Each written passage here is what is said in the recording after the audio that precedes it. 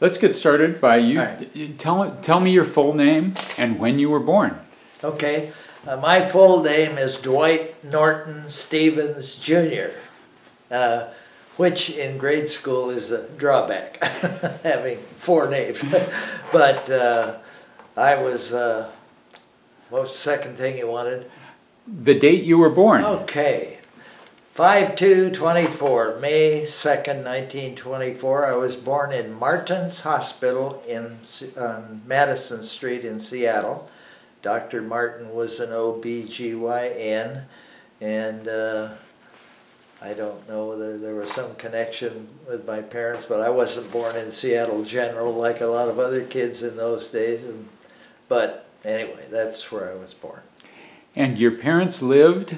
At that time, we lived at 1546 Alki Avenue, which is now a condominium. And my mother's name was Ethel Walkington Stevens, and she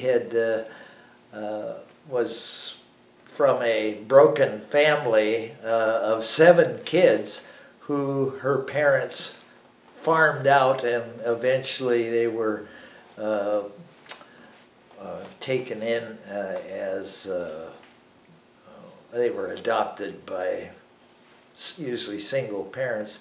And so my maternal grandparents were actually a husband and wife, a minister and his wife, and that's why I'm so straight-laced.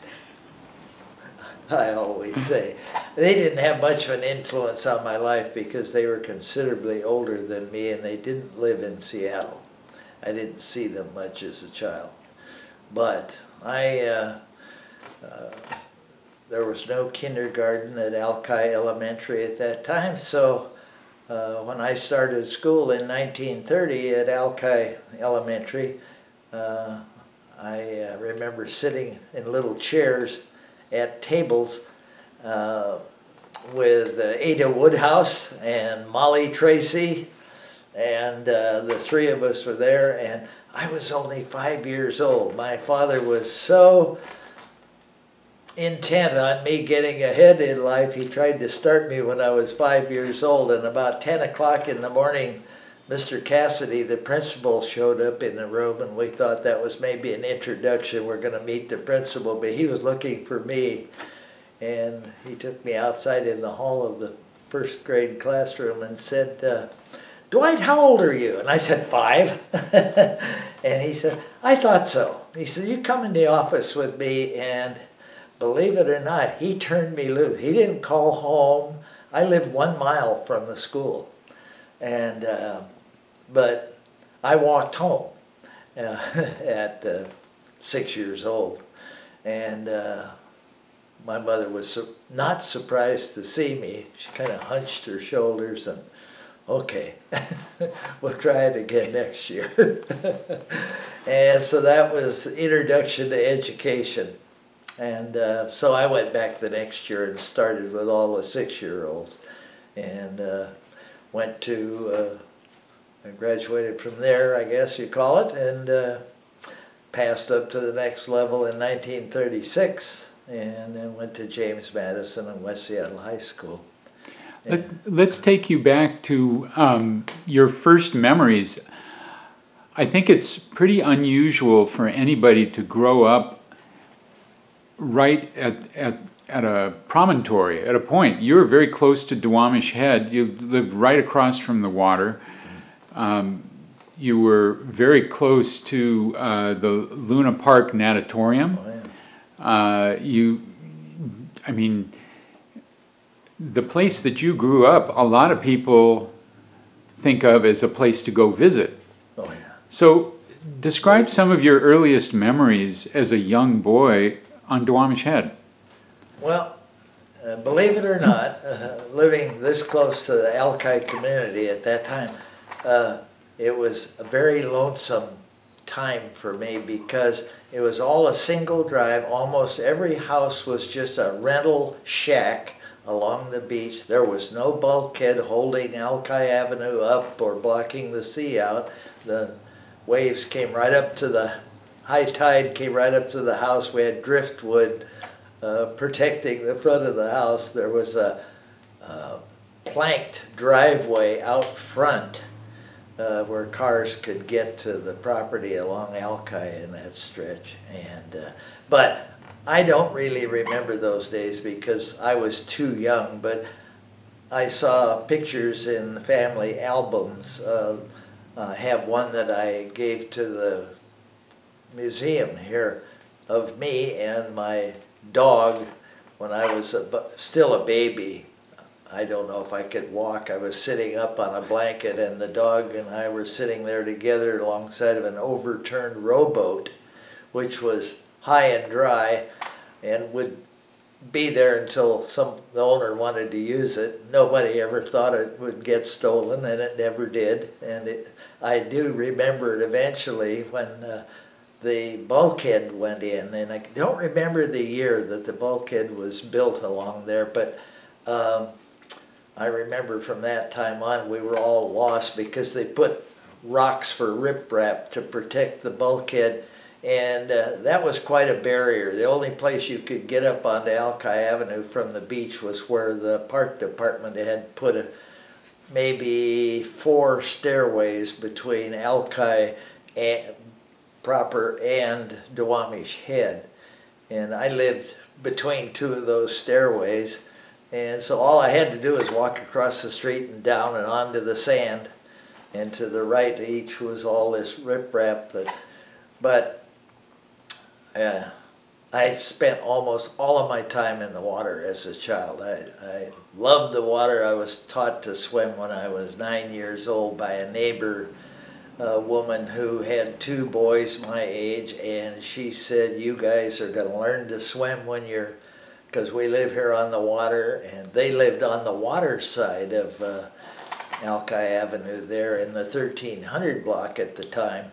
And of course they could fall off their front or back porch into the bay. And so she taught us how to swim 2 days after school was out, and it only took about 3 days, and we all 3 were swimming, and we thought it was great. You know, we didn't think the water was cold. Now you have trouble getting people into it. So anyway, that added to our enjoyment of life, being able to swim, and we're outside all the time. I'd get brown as a berry with a tan every year, and you know, not recommended today. But we were the West Seattle Indians anyway, and I remember going to my sister's house down at 1370 Alki when I was still in school, and my older half-sister owned 1370, and every time company would come, she'd grab the back of my bathing suit and pull it down and expose my white derriere, and to show them that I was really not a native.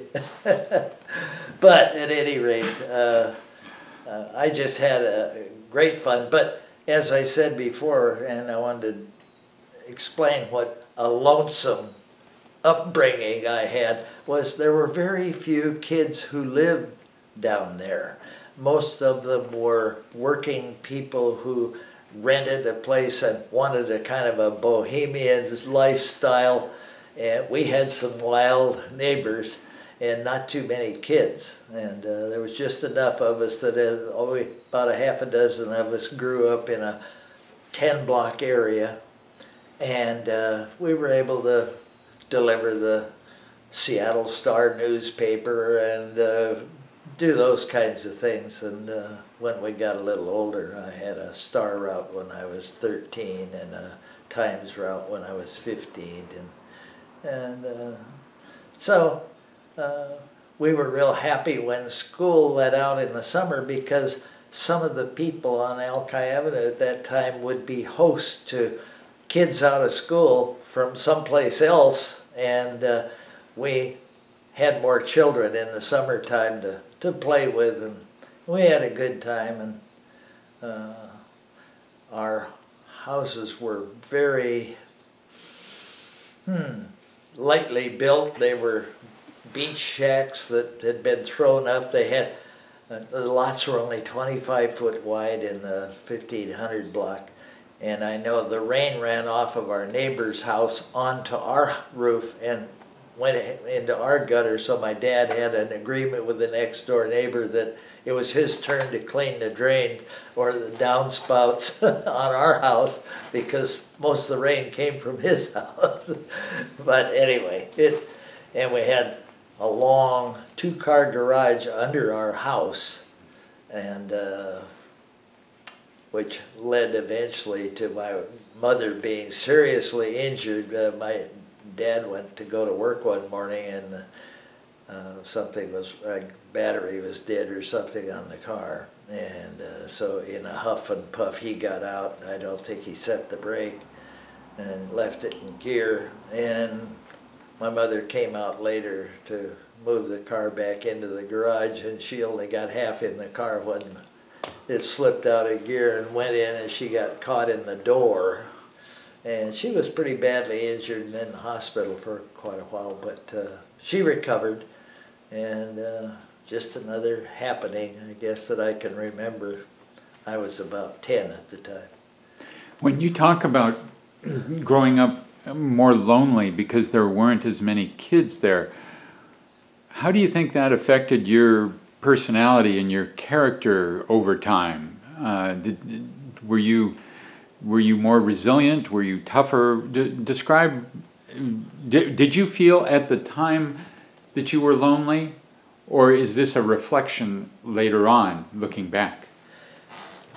Well, I was only lonesome down there as a child till about age 12, because might have been 11. When I joined the Boy Scouts, then I came up to the Alki Field House, which was on the water side here, and across from 61st Southwest. And then I joined all the gang from West Seattle, and there was lots of kids here. And they all seemed to be good athletes, and so I got into athletics early, basketball, football, baseball, the whole works. And a majority of the first team at West Seattle, the 3 years I was there, were a bunch of kids that grew up together at Alki. And unfortunately, I wasn't one of the better athletes, because I was small. I think when I turned out at West Seattle, the coach let me work out for about 2 weeks. Then he put his arm around me after practice one night and walked off. And he said, "Dwight, would you do me a favor?" And I said, "What's that, Coach?" You know, ready to go. And he said,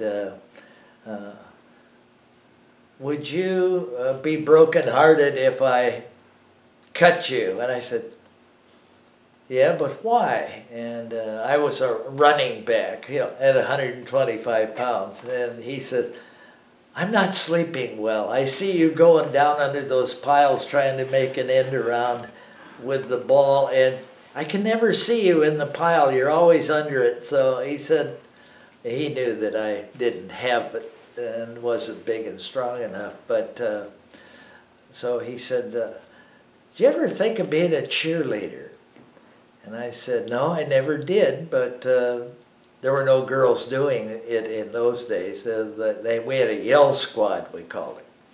And so he said, "Well, they're turning out right now." He and I were walking back to the school from Hiawatha Playfield, and I had on my football gear, and my pads and my knees were banging me on my shins because the pants were way too long for me. And I remember that, and he said, "Well, take a bath and go over there and join them and see how you make out." Well, I was a runner-up. I didn't make it as a sophomore, but I did make it as a junior, and I was on the basketball team as a sophomore, and the baseball team as a sophomore and a senior.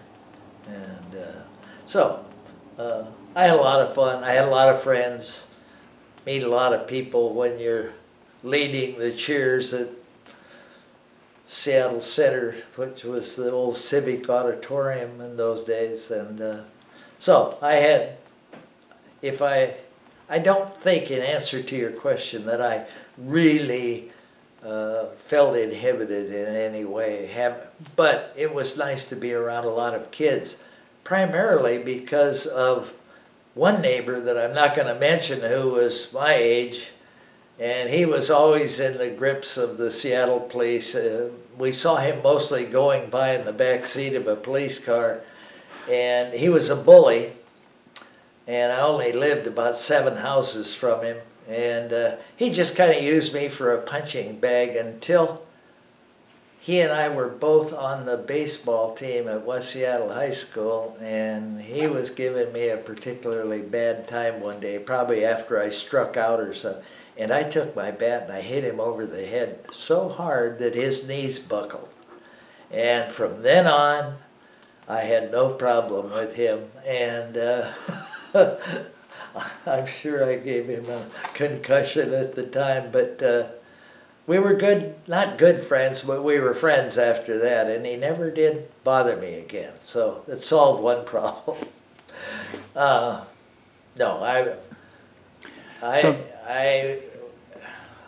I liked people. I was very gregarious in high school. I was a class rep and a class officer and whatnot on the way, and I was one of only 5 guys that had an automobile at West Seattle High School when I went there. In those days, parents didn't loan kids their cars to go to school. We all walked and rode the streetcar. So I had an automobile that my dad sold me for $35 because it wasn't running, and he'd let it freeze up because it was too tight to put antifreeze in it one winter, and so it sat in a reclining state in our front yard until I bought it from him for $35, and we towed it up to West Seattle High School and did an engine job on it, and I put 46,000 miles on it before I went in the Army. The ignition was hardly ever off for several years. But anyway, we had a great time. Let's go back to when you were a little younger. Okay. And there are things near where you grew up that aren't there anymore. Oh, yes. And we've talked about some of them, but I want to go into a little bit more detail. You can bring things up, of course, but one thing I'd like for you to address is the streetcar. Okay. The people only imagine what a streetcar is like today, but we had them all over West Seattle, and one went right by your front door. Number 1. So describe the streetcar for me and what it was like to ride on it, what your experiences were like on it. It was an electric car, and it was probably 40 to 50 feet long. Quite a stout rig. It ran on regular railroad gauge tracks, and right up and down the middle of Alki Avenue, and the southbound traffic coming out to the point, or westbound traffic, was on the streetcar was on your left, and if you were going to town, I mean, it was on your left, and vice versa. Anyway, the streetcar, our station was Haller Beach. When you came around from Duwamish Head, the conductor, if you were coming home from downtown on the street, he'd holler, Haller Beach, and then we get up. And years later, when I told people about going to Haller Beach on my way home, nobody believed me, because there's a Haller Lake in North Seattle at 130th, and they said, "Ah, you're way off base, that's wrong." But I had old maps of Seattle at one time that had the Haller Beach stop for the capacity of the streetcars were, I would imagine, about 40. You could get maybe 50 if people would stand up, but there was a vestibule on the front and the back. The floor of the streetcar was lower than the center of the car, and the conductor in front, who ran the streetcar himself, was sitting down lower than the passengers in the middle, so we had a better view than he did, but then he only had to see out the front anyway.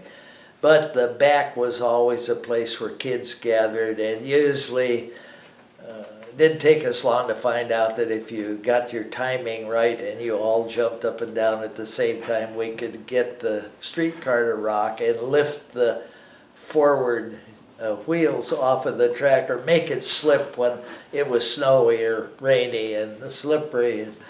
Then there was a small streetcar, a trolley, that went from Harbor Avenue Southwest up to California Avenue on top of the hill, and that was a cable car, and it was counterbalanced, and we could get on it and all run to the back and keep the drive wheels off of the track, and the poor conductor would have to come back and place us all in seats and instruct us that if we got to jumping up and down, we were going to walk from there. And so just kids stuff, and we didn't do any real damage. I think a few unscrewed some light bulbs in the vestibule and tossed them out the back window to hear them pop on the tracks, but other than that, I know I was riding, my greatest memory on the streetcar was going down California Avenue between Seattle High School at Stevens Street and the Alaskan Way Junction, and the guys decided to pants me, and that was taking your pants off. They left your shorts on, but they had my pants, and so I jumped off of the streetcar, and then they ran to the back window and held the pants out for about 2 blocks, and I was running down California Avenue in my shorts. And finally they dropped them on the ground before we got to the junction, but I'm sure I ran 4 or 5 blocks before, almost bare. Again, kid stuff, but I'm smiling as I relate it. And about that time, my mother came along in her automobile, a 34 Studebaker Dictator, and she saw me, and I was standing on the curb putting my pants on, and the streetcar, of course, was gone, so she skidded to a stop and wanted to know just exactly what I was up to, dressing edge of California Avenue about 4 o'clock in the afternoon. And I told her that the kids pants me, and she said, "Okay, get in the car, I'll get." So she took me home. Would you?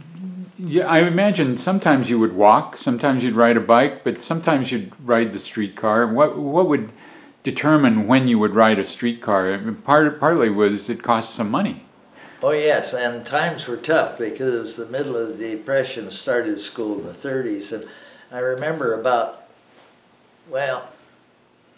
starting in the 1st grade up till about the 4th grade, I was being considered somewhat of a sissy because my father opened his law office in downtown Seattle at 9 o'clock, and he would drive up to the grade school and drop me off and go up over Admiral Way and down to Seattle.